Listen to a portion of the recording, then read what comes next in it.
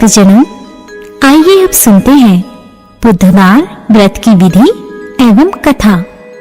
ग्रह शांति तथा सर्व सुखों की इच्छा रखने वालों को बुधवार का व्रत करना चाहिए।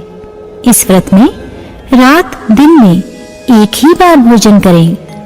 इस व्रत के समय हरी वस्तुओं का उपयोग करना श्रेष्ठ है। व्रत के अंत में शंकर जी की पूजा धूप, बेलपत्र आदि से करनी चाहिए। साथ ही बुधवार की कथा सुनकर आरती के बाद प्रसाद लेकर जाना चाहिए, बीच में ही नहीं जाना चाहिए। कथा। एक समय एक व्यक्ति अपनी पत्नी को विदा करवाने के लिए अपने ससुराल गया। वहां पर कुछ दिन रहने के बाद सास ससुर से विदा करने के लिए कहा, किंतु सबने कहा कि आज बुधवार का दिन है, आज के दिन गमन नहीं करते हैं।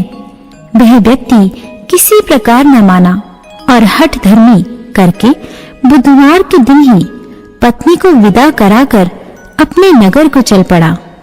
राह में उसकी पत्नी को प्यास लगी तो उसने अपने पति से कहा कि मुझे बहुत जोर से प्यास लगी है। तब वह व्यक्ति लोटा लेकर रथ से उतरकर जल भरने चला गया।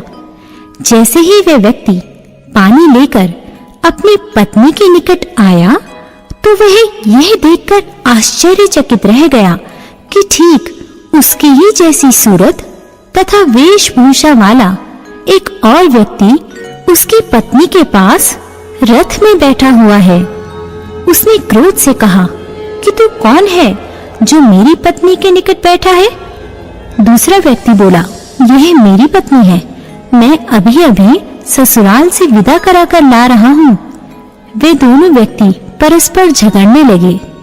तभी राज्य के सिपाही आकर लोटे वाले व्यक्ति को पकड़ने लगे। स्त्री से पूछा, तुम्हारा असली पति कौन सा है? तब पत्नी शांत ही रही, क्योंकि दोनों एक जैसे थे। वे किसे अपना असली पति कहें? वह व्यक्ति ईश्वर से प्रार्थना करता हुआ बोला, हे परमेश्वर, यह क्या लीला है कि सच्चा झूठा बन रहा है। तभी आकाशवाणी हुई कि मूर्ख, आज बुधवार के दिन तुझे गमन नहीं करना था, तूने किसी की बात नहीं मानी। यह सब लीला बुद्धदेव भगवान की है। उस व्यक्ति ने बुद्धदेव से प्रार्थना की और अपनी गलती के लिए क्षमा मांगी।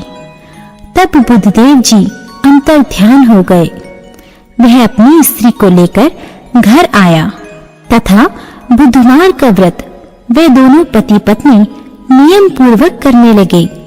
जो व्यक्ति इस कथा को श्रवण करता है तथा सुनता है, उसको बुधवार के दिन यात्रा करने से कोई दोष नहीं लगता। उसको सर्व प्रकार के सुखों की प्राप्ति होती है।